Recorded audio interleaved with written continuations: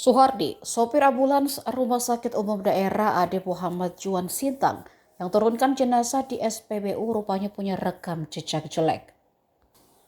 Suhardi sendiri berstatus PNS di rumah sakit tersebut. Kini aksinya yang sering melakukan pungli dibongkar anggota DPRD Sintang fraksi PKB Santosa.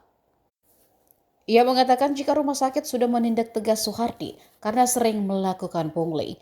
Dan mengenai alasan sang sopir untuk membayar selisih bahan bakar kendaraan, kata Santosa alasan tersebut sudah basi.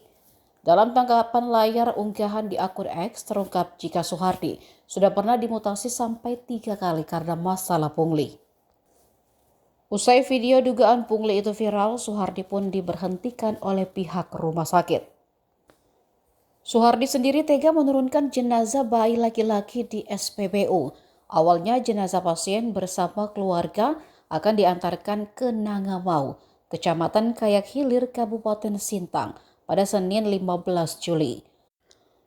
Namun saat di perjalanan, oknum sopir meminta uang tambahan 1 juta rupiah untuk membeli bensin.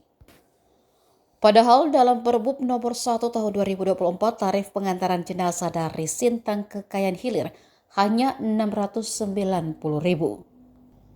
Sedangkan Suhardi dalam klarifikasinya mengatakan jika ia sudah memberitahu pihak keluarga jika ada selisih biaya bensin karena menggunakan Dexlite.